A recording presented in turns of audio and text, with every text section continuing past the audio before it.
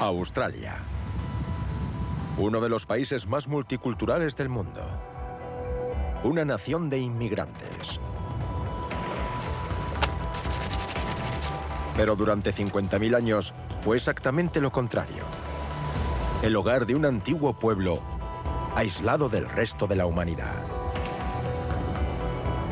Tan aislado que podrían haberse extinguido. Pero ¿cómo sobrevivieron a las adversidades y prosperaron?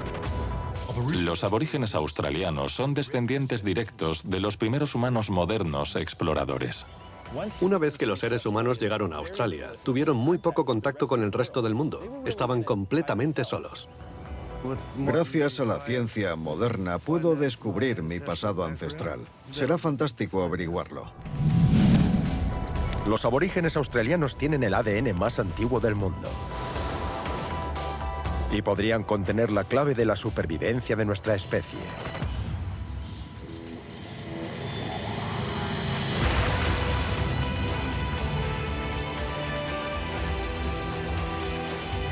Esta es la historia de nuestros antepasados y de cómo se extendieron a todos los continentes del mundo. ¿Cuál fue el secreto de su éxito? Su historia es nuestra historia.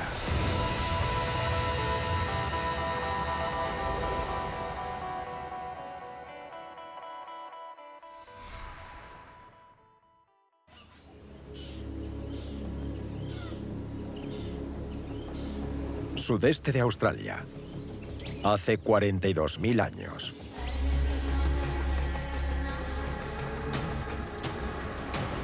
Un hombre es enterrado en la orilla de un lago. Se trata del jefe de un clan o algo similar. Es lo suficientemente importante como para ser enterrado con una ceremonia. Los arqueólogos lo llaman el hombre de Mungo. Aquí, en los confines de la Tierra, se encuentra una de las primeras pruebas de nuestro anhelo de espiritualidad.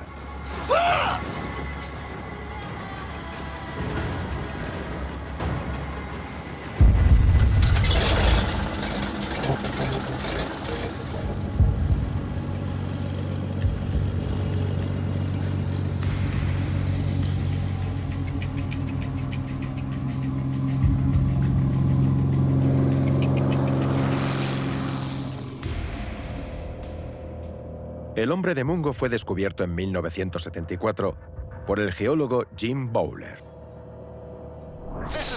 Hay unas vistas increíbles. Es maravilloso volver aquí. Bowler llegó a Nueva Gales del Sur en busca de pruebas de vida humana prehistórica.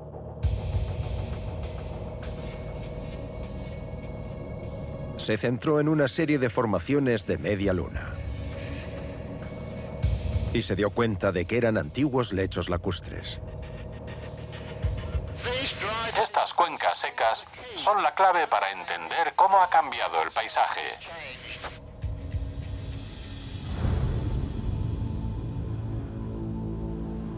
Hoy en día es un ambiente desértico, casi sobrenatural.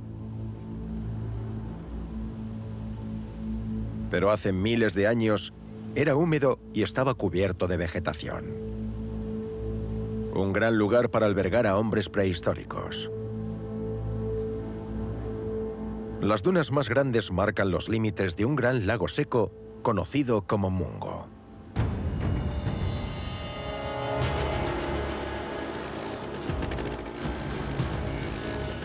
Un día de verano de 1974, Bowler paseaba en moto por el lago Mungo, cuando vio que algo inusual sobresalía de la duna. Vi una punta de hueso sobresaliendo de la arena. Estaba cerca de aquí. Era la parte superior del cráneo que había quedado expuesto por la erosión. Y cuando despejé la parte inferior, encontré la mandíbula. De inmediato me di cuenta de que se trataba del entierro de unos restos humanos. Los huesos tenían 42.000 años de antigüedad. el doble que los restos encontrados en cualquier otro lugar de Australia. Lo más sorprendente fue que habían sido teñidos con un pigmento natural: ocre.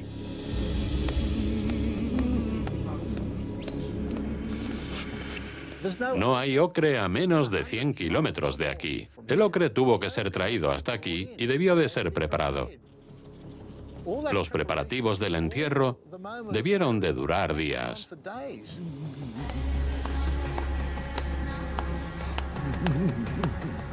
Los humanos llevaban miles de años usando ocre en África para decorar sus cuerpos y tratar sus pieles.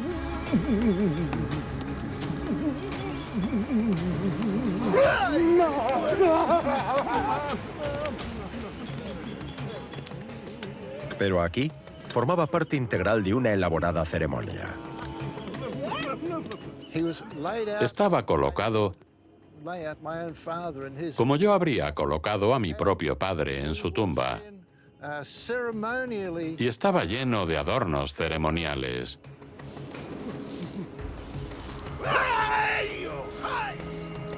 No se trataba de una ceremonia de duelo, era casi una celebración de la vida.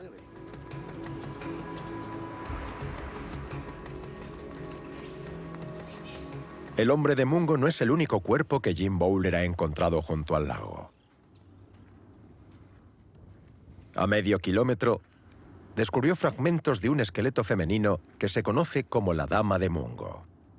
Este es el tipo de paisaje en el que encontré los huesos de la Dama de Mungo. La orilla estaba aquí, eso era tierra, y el cuerpo se encontraba aquí.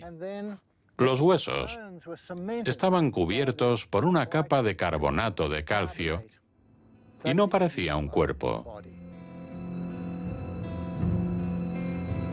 Cuando los antropólogos reunieron todos los fragmentos de la Dama de Mungo, descubrieron que se trataba de otro ritual fúnebre. De la misma época, hace 42.000 años.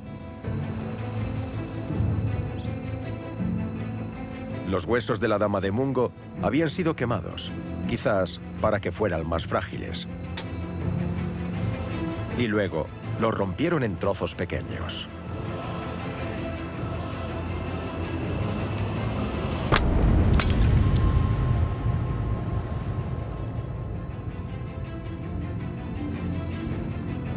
Está claro que el lago Mungo era hogar de una comunidad de personas con una cultura compleja y rica.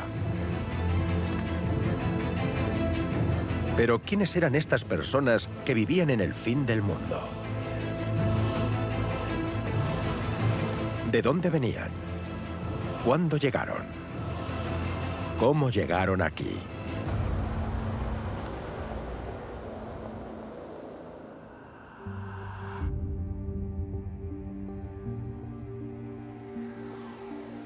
El lago Mungo se encuentra en el sureste del país. Un rincón aislado del continente más aislado del mundo. Es un misterio cómo pudo llegar la gente hasta aquí, porque hay muy pocas pruebas arqueológicas de ese periodo en cualquier parte de Australia. Pero el ADN sí contiene pistas. A principios del siglo XX, el antropólogo británico Alfred Haddon viajó a Australia para documentar las costumbres de los indígenas. Y recoger muestras de su pelo.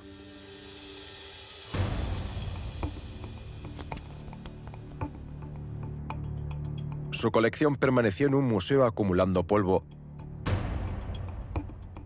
hasta que el genetista danés, Eske Willerslev, analizó las muestras. Lo interesante del cabello es que no es poroso como el hueso y los dientes, lo que significa que la contaminación procedente de todas las personas que lo han manipulado estos años permanece en la parte exterior del cabello. Simplemente metiéndolo en lejía podemos eliminarla y quedarnos con el ADN del individuo que se encuentra en el interior. Seguramente a lo largo de todo este tiempo, muchos se han preguntado para qué se podría usar esta colección de cabello. Y 100 años después, ha resultado ser un auténtico filón de oro para los genetistas. Una de las muestras procedía de un hombre del interior de Australia Occidental, una zona apenas visitada por los europeos en ese momento. Así que el ADN era aborigen puro. Era la primera vez que se secuenciaba el genoma aborigen. A partir de esa muestra, era posible desentrañar la historia antigua de un pueblo. La arqueología nos dice que había humanos en Australia hace al menos 40.000 años. La pregunta es, ¿quiénes eran estas personas? ¿Cómo estaban relacionados con los actuales aborígenes australianos o con otros pueblos del mundo? Y aquí es donde la genética se convierte en una poderosa herramienta. Podíamos rastrear la ascendencia de los aborígenes australianos y averiguar cuándo se separaron de otros humanos, cuándo salieron de África.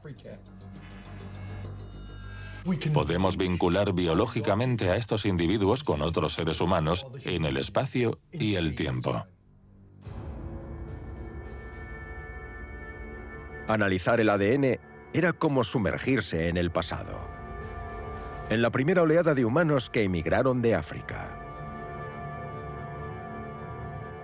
En lugar de explorar Asia, los primeros australianos se dirigieron hacia el sur. Se separaron del resto de la humanidad hace 60 o 70.000 años. Y luego, siguieron adelante por su cuenta.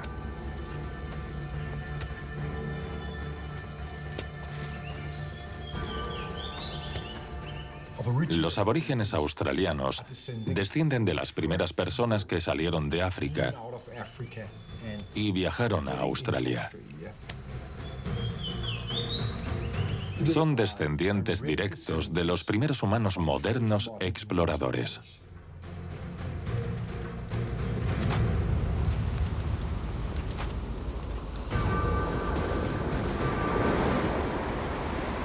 Estos exploradores debieron de llegar al extremo sur de Asia.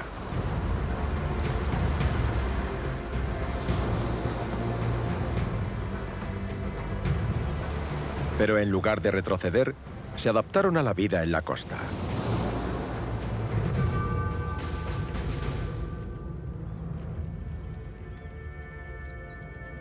Hugh Barton es arqueólogo y experto en la vida de los cazadores-recolectores costeros.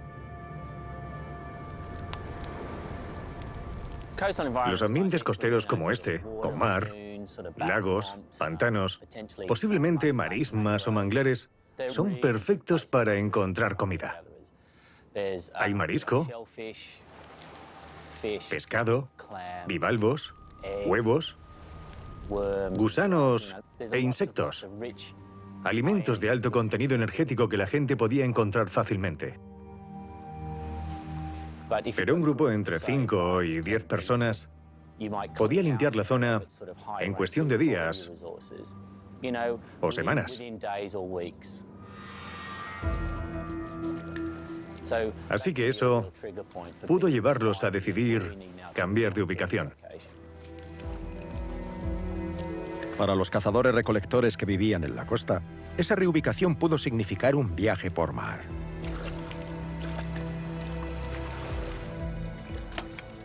Quizás veían una pequeña isla, no muy lejana, y decidieron navegar hasta allí para explorarla. Luego volvieron, comunicaron al resto del grupo lo que habían encontrado y decidieron trasladarse allí. Y así pudieron pasar de una isla a otra.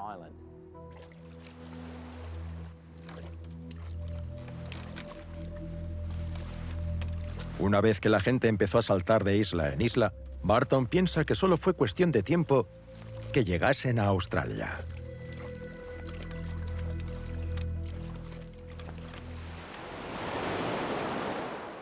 La mayoría de nosotros miramos al mar y lo consideramos una barrera a evitar. Preferimos estar en tierra firme. Pero si había un grupo de personas con un transporte acuático con el que salían a pescar, una vez que se marchaban, es posible que fueran lo suficientemente valientes como para aventurarse a pasar la noche en el mar. Y de repente, empezaron a ver indicios de que había una masa terrestre cerca, bien por las nubes o la presencia de pájaros, madera de deriva, y pensaron, a lo mejor merece la pena seguir un poco más. Tal vez durante 20 o 100 años decidieron no hacerlo, pero llegó un momento en el que alguien decidió ir un poco más allá, asumió ese riesgo. Cualesquiera que fueran sus circunstancias, se aventuró más allá. Y se topó con la costa de Australia.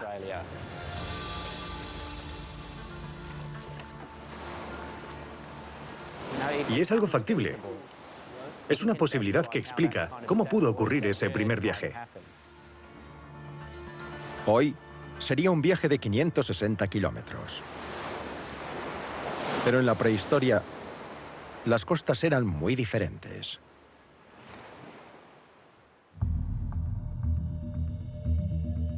Hace 60.000 años, el planeta estaba en plena glaciación.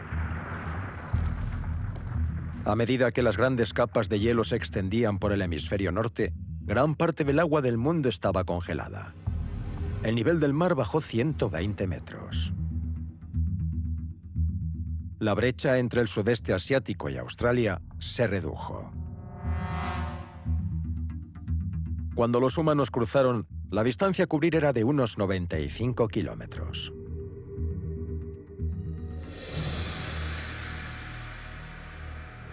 Nadie sabe cuántas personas llegaron por primera vez a Australia. Pudieron ser decenas, cientos o quizá miles. Pero según la genética, solo hubo una oleada migratoria y luego se detuvo. Parece que solo hubo una entrada en Australia, a partir de la cual la gente se extendió por todo el continente, ocupándolo por completo.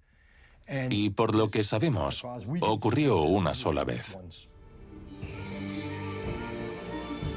Hace unos 55.000 años, los humanos comenzaron a explorar Australia. 40.000 años antes de que llegaran a Norteamérica.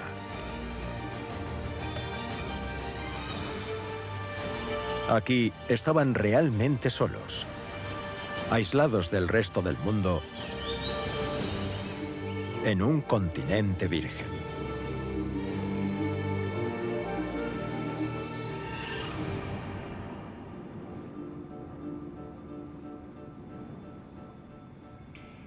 A 160 kilómetros del mar, en el noreste de Australia, hay una prueba impresionante de su existencia.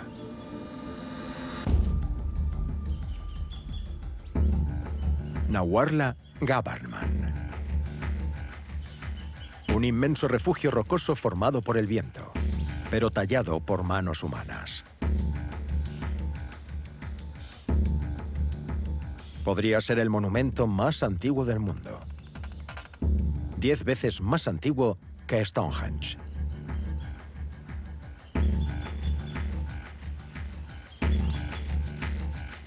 Esta tierra ha estado bajo la custodia de Margaret Catherine y sus antepasados durante generaciones.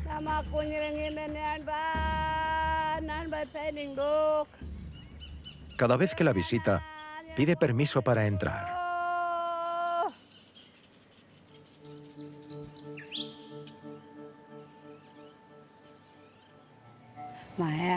Mis antepasados vivieron en este lugar. Mis tatarabuelos, mi tío abuelo, mis abuelos y mis padres, todos pasaron su vida en Gabarman. Las paredes están cubiertas por una capa tras otra de arte. Representaciones de animales que cazaban los aborígenes.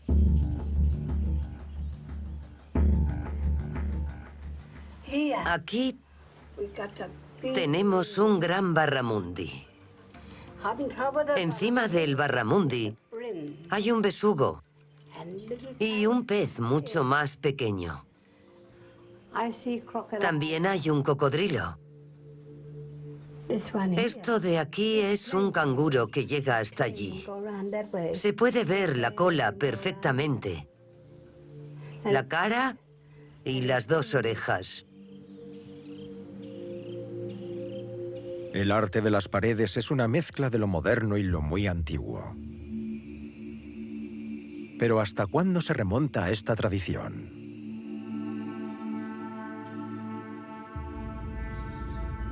El arqueólogo Bruno David trabaja aquí desde 2010, intentando desentrañar la historia de Naguarla Gabberman. La gente venía hasta aquí y acampaba en el suelo. Así que con el paso de los años se fueron acumulando diferentes capas de ceniza y arena como hojas de un libro. Y estas capas de sedimentos han ido enterrando los materiales arqueológicos en el suelo. Son 27.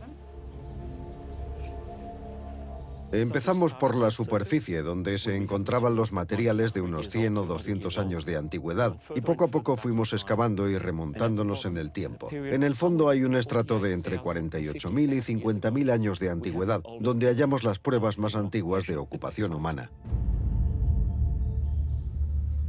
Las fechas se basan en fragmentos de carbón que dejaron aquí los primeros australianos. Sugieren que aquí había personas unos 6.000 años antes que en el lago Mungo.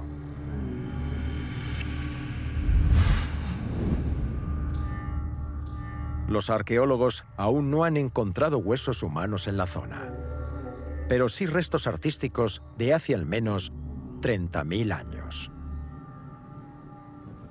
Es solo un pequeño fragmento de una superficie pintada, pero podemos apreciar perfectamente una serie de líneas. Una línea recta cruzada por una línea curva. ¿Cómo era la imagen original? ¿Quién sabe?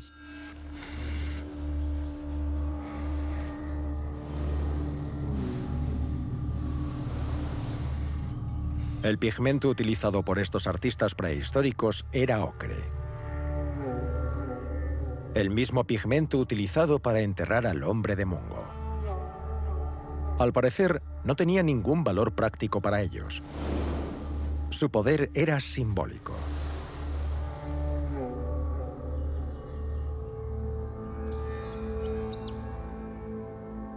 En las paredes hay pinturas de espíritus conocidos como mimis. Los aborígenes australianos creen que los mimis enseñaron a sus antepasados a cazar, cocinar y pintar. Aquí tenemos a una mimi mujer. Está de pie. Podemos verla aquí. Y aquí hay otra mimi que va hacia allí. Y ese de allí más grande está solo y es un hombre.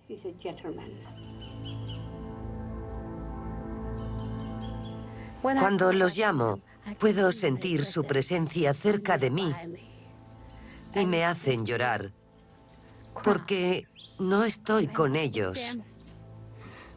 Estoy aquí viva, pero cuando me haya ido, estaré aquí con ellos.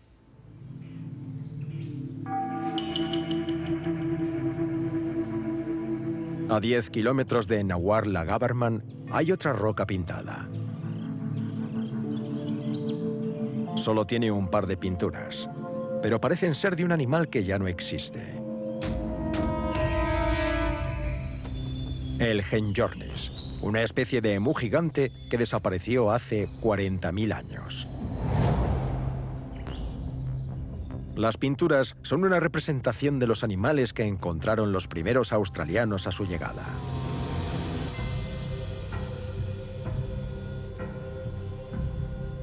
Los restos de estos animales todavía existen en las cuevas de Naracoorte.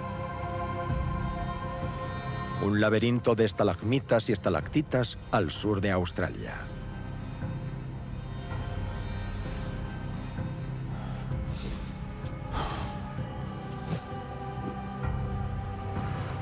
Rod Wells ha explorado esta cueva desde que era adolescente. Meterse por algunas de las grietas requiere mucha disciplina mental. Hay que mantener la calma y la concentración, relajarse e ir pasando poco a poco.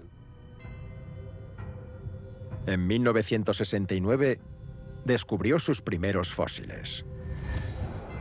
Estábamos a punto de rendirnos un domingo por la tarde, cuando notamos una corriente de aire a través de unas rocas.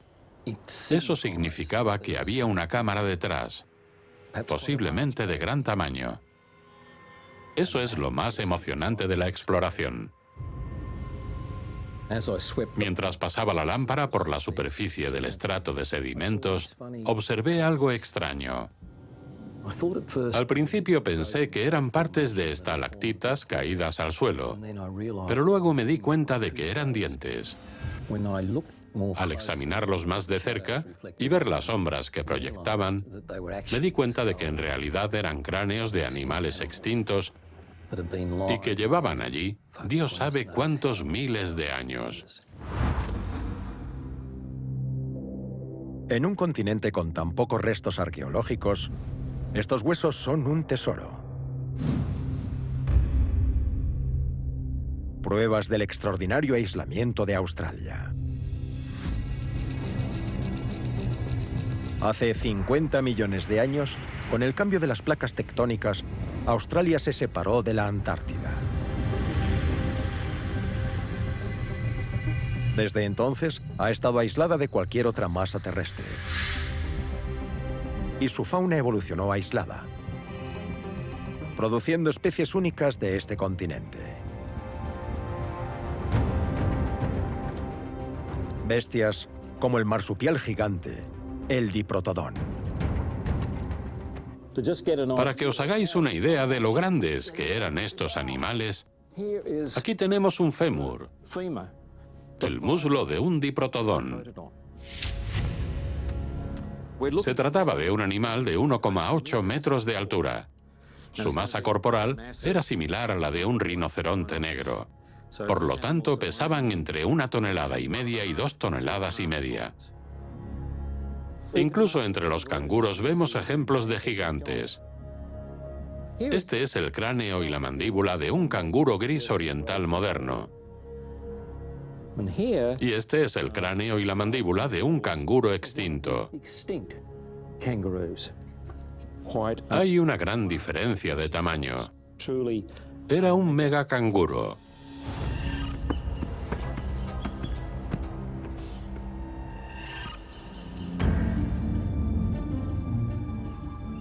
Los primeros australianos habían descubierto un paraíso. Una tierra verde llena de animales para cazar y alimentos para recolectar. Y con tan pocas personas, había poca o ninguna competencia por los recursos. Pero ninguna zona parecía ser mejor para vivir que el lago Mungo.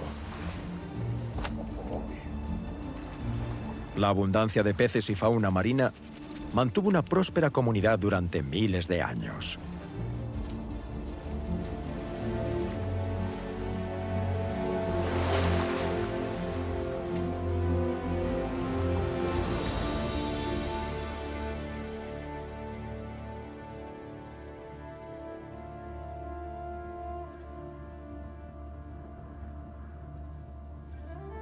La guarda forestal aborigen, Tanya Charles, trabaja en Mungo y encuentra pruebas del pasado por todas partes,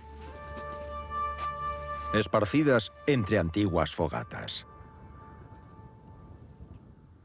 En esta fogata de aquí, comieron un huevo de emú, pero también pescado. Tenemos algunas herramientas de piedra que probablemente emplearon para raspar las escamas y cortar el pescado.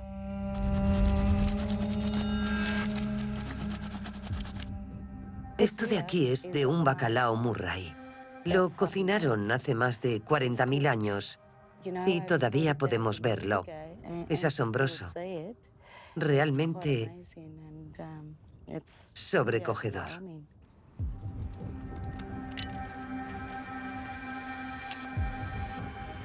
Pero no solo podemos ver estos restos, también podemos sentir a los antepasados. Es un lugar muy espiritual.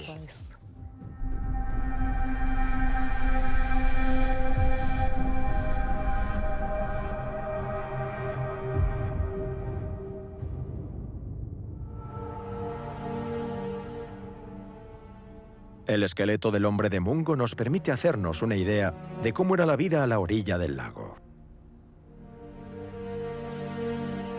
Mike Westaway es uno de los pocos científicos autorizados para examinar los huesos. Podemos recuperar mucha información. Este fósil nos revela mucho sobre la vida del hombre de Mungo. Está claro que es un hombre adulto de unos 40 años, quizá mayor.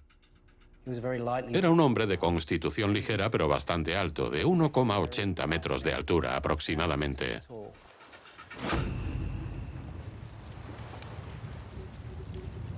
Cada parte del esqueleto tiene una historia que contar. Pero nada es más revelador que sus dientes.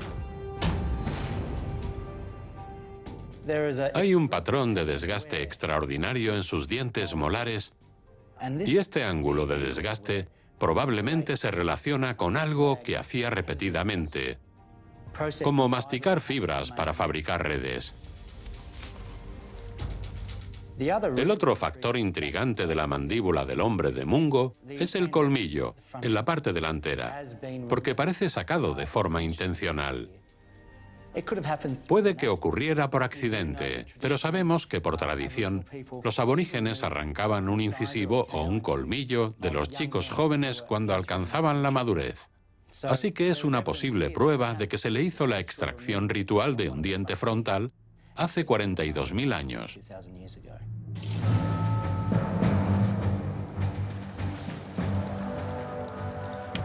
Aquí en el lago Mungo, a medio mundo de su patria africana, estas personas hicieron mucho más que alimentarse.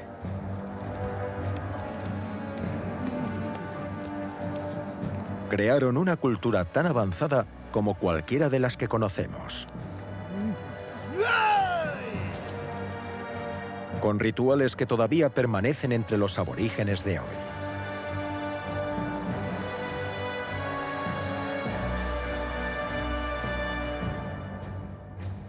Pero su mundo estaba a punto de convertirse en polvo.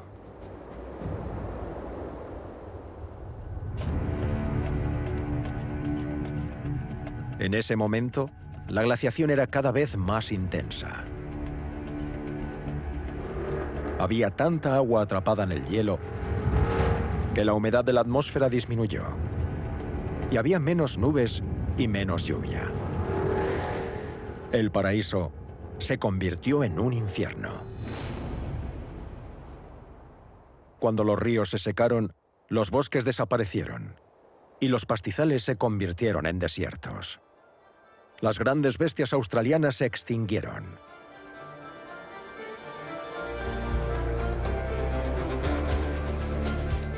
Los seres humanos también se convirtieron en una especie en peligro de extinción.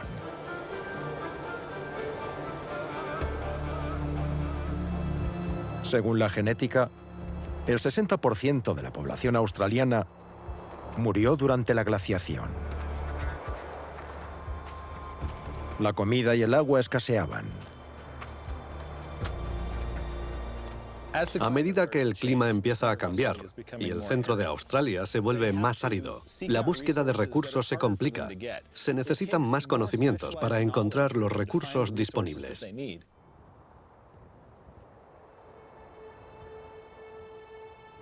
En el lago Mungo hay pruebas arqueológicas del ingenio de la Australia de la glaciación. Aquí tenemos una piedra de moler. Se usaba para moler semillas y hacer harina. Cuando sabían que se acercaba una época de sequía, salían a recolectar todas las semillas posibles. Algunas debían meterlas en agua para quitarle las toxinas. Así que debían prepararla a conciencia antes de darle uso.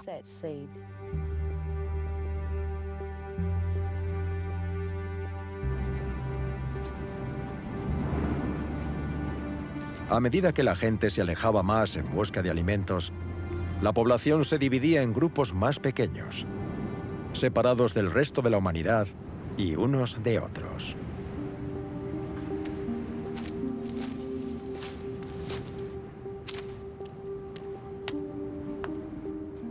Australia era un entorno desafiante.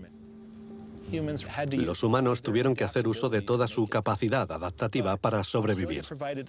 Pero también planteaba otro desafío, al que no pudieron adaptarse: su absoluto aislamiento. Tuvieron muy poco contacto con el resto del mundo. Estaban completamente solos. La población demasiado aislada se enfrenta a la extinción. Sin nuevos genes, el acervo genético disminuye. La población se vuelve propensa a los peligros de la endogamia. Y finalmente, desaparece.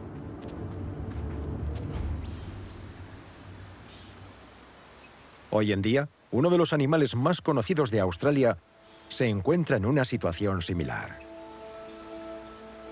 Cuidado al meterte en el agua. El ecologista Josh Griffiths está intentando cazar un ornitorrinco para tomarle una muestra de ADN.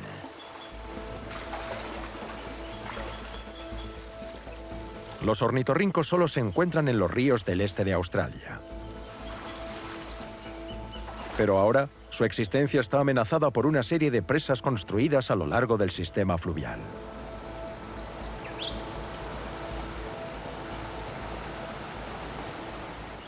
Si pensamos en el río como en un camino, es como poner una barrera que no permite pasar a los animales.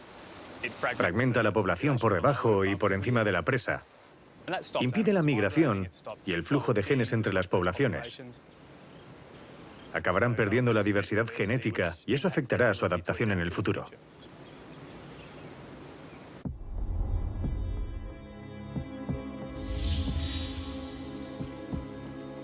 Los ornitorrincos salen de noche para alimentarse de insectos. Este es el mejor momento para coger uno y hacerle una prueba genética. Se mueve. Tenemos algo. Ahí está.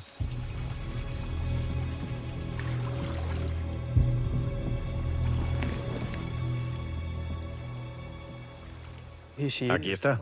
Una de las criaturas más asombrosas del planeta, el ornitorrinco. Se ve perfectamente el pico de pato por el que son tan conocidos.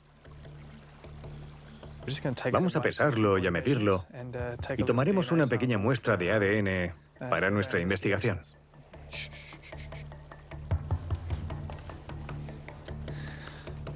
Ahora voy a registrarte en la base de datos. Para que los ornitorrincos prosperen, su grupo genético tiene que ser lo más variado posible, como sucede con los humanos.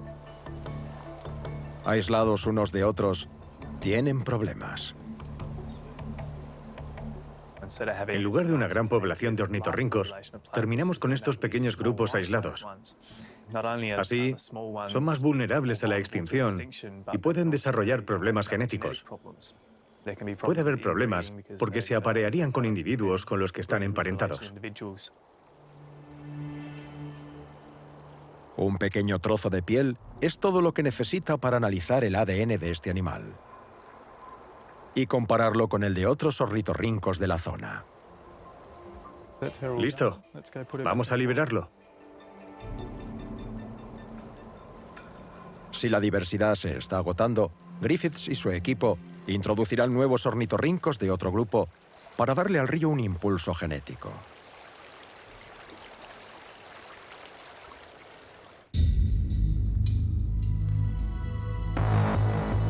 Pero, ¿qué pasó con los primeros australianos? ¿Cómo superaron los riesgos de su aislamiento?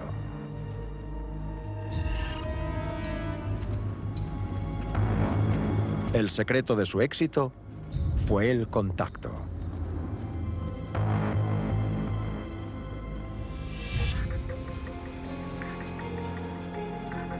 A lo largo de la glaciación, los diferentes grupos de humanos intercambiaban cuentas, herramientas y ocre a lo largo de cientos de kilómetros.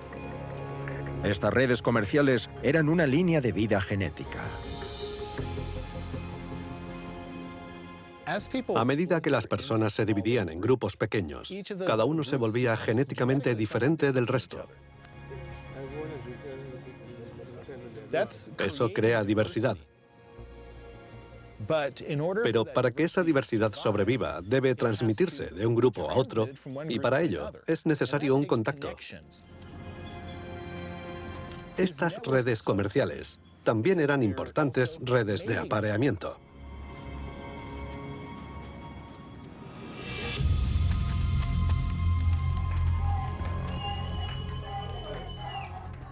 Lo que hicieron fue dispersarse en grupos más pequeños, que sobrevivían aislados unos de otros, pero que no perdían del todo el contacto.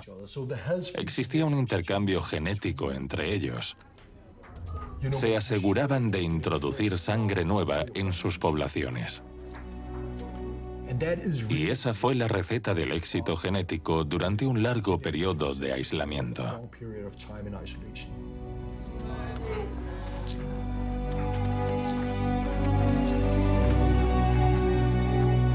Sin darse cuenta, estos primeros australianos encontraron un equilibrio entre el aislamiento y el contacto. Y eso les ayudó a superar la amenaza de la extinción.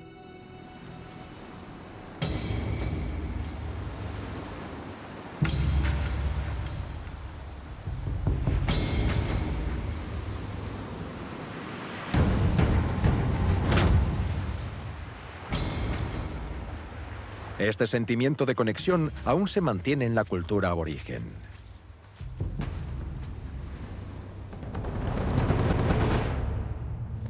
Gali Joel Carroway es un anciano del pueblo Yolngu y es el guardián de su conocimiento ceremonial. Utiliza el ocre para prepararse para la llegada del espíritu Barnumbir.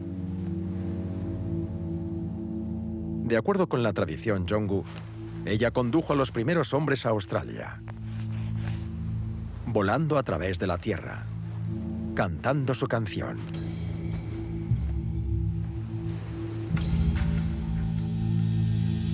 A Barnumbir también se la conoce como la estrella de la mañana, el planeta Venus.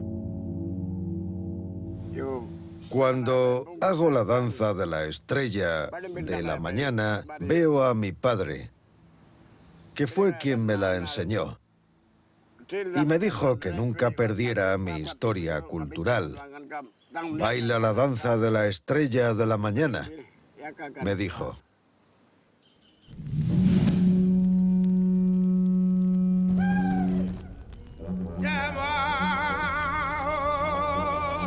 Gali bailará toda la noche hasta que Venus se alce justo antes del amanecer.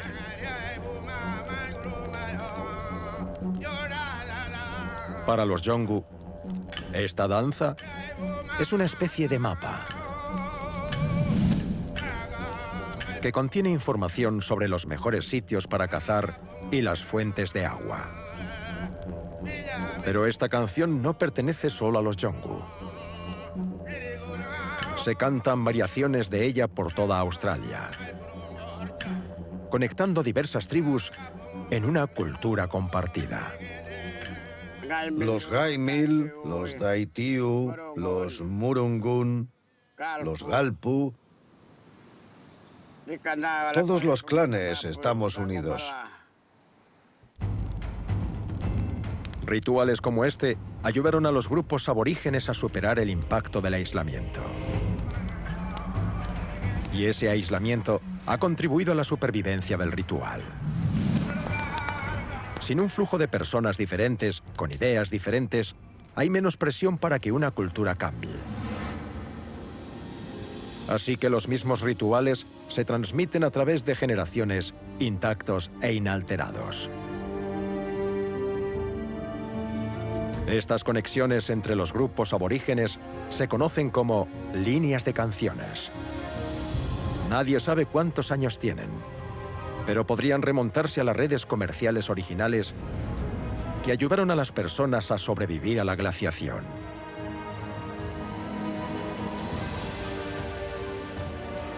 Durante miles de años, la cultura aborigen floreció y la población creció,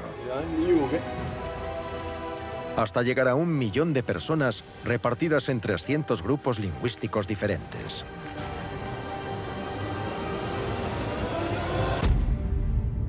Pero en 1606 llegaron los europeos. La colonización fue un desastre para los aborígenes. Les arrebataron sus tierras, separaron a las familias y la conexión con sus antepasados, tan fundamental para su supervivencia, quedó cortada. Pero ahora, la ciencia podría ayudarlos a reconectarse.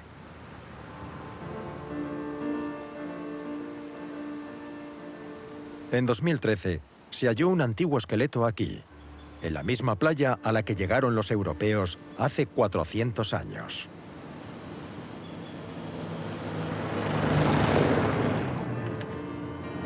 El hallazgo fue tan impactante que la tribu local llamó a Mike Westaway para que analizase los huesos.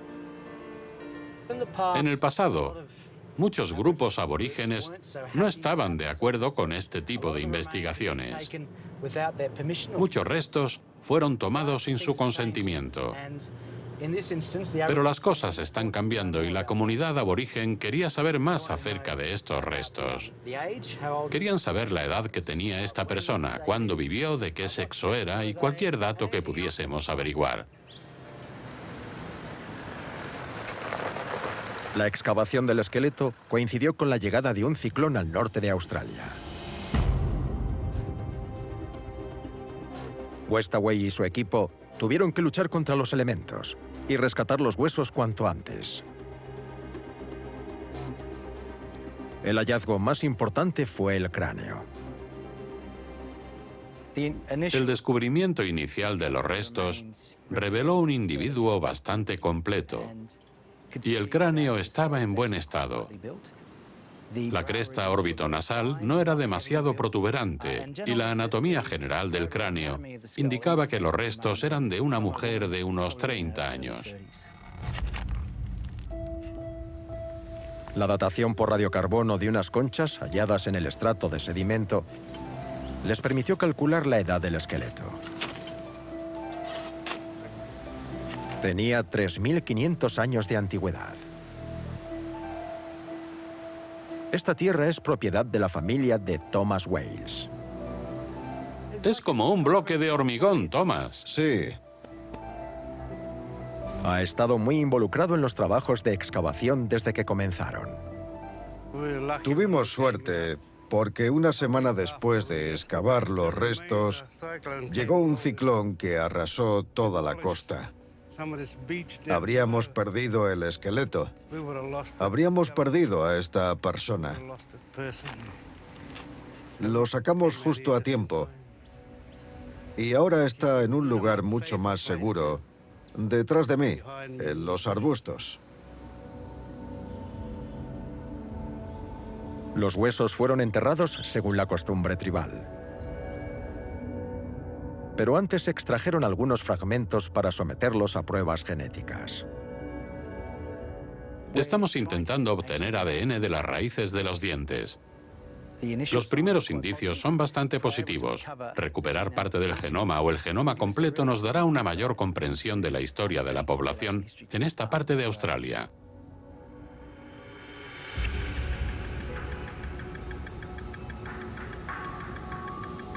El trabajo es supervisado por Eske Willerslev,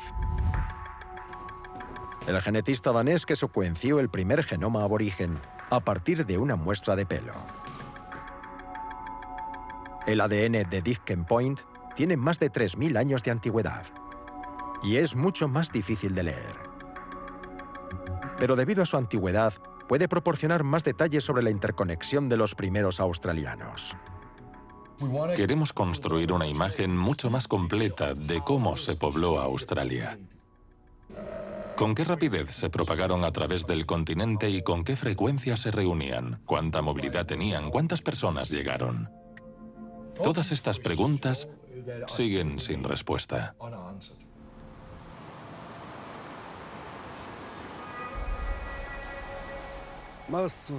La mayoría de los aborígenes de Australia nos hemos desconectado de nuestros antepasados por culpa de la colonización.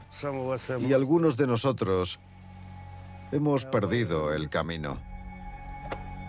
Ahora, gracias a la ciencia moderna, podemos saber un poco más sobre esa persona, cuyo esqueleto hemos hallado y si estamos emparentados.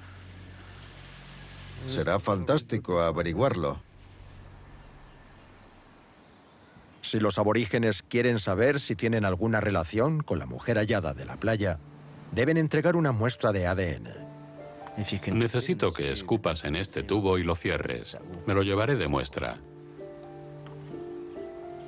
Hasta hace poco, la mayoría de ellos se negaban a hacerlo porque no confiaban en los científicos. ¿Es suficiente o más? Pero recientemente han cambiado de idea con respecto a la secuenciación del primer genoma aborigen. Muchas de estas comunidades han perdido gran parte de su cultura e información sobre su origen. Y les interesa conocer más información de su pasado. Una de las formas de recuperar parte de esta información es a través de la ciencia y el trabajo genético.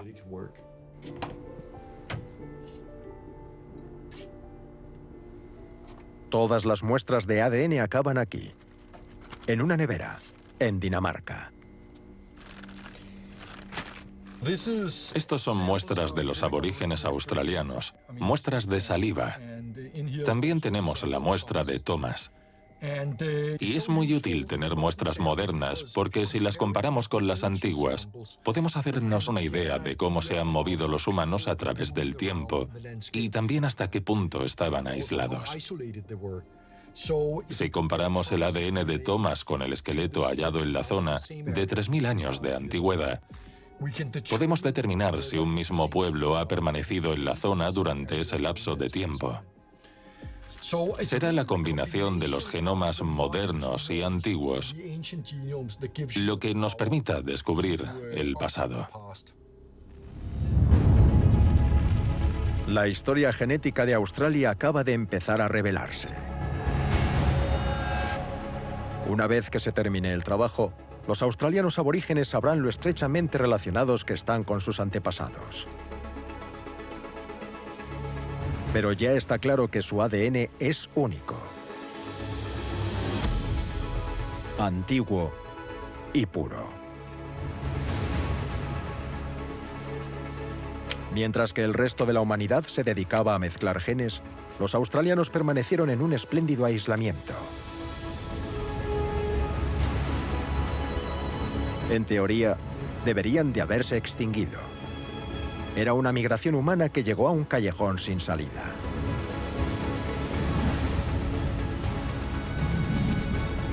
Su supervivencia no se debió a ninguna tecnología especial, sino a su capacidad para conectarse con otras poblaciones a lo largo del continente.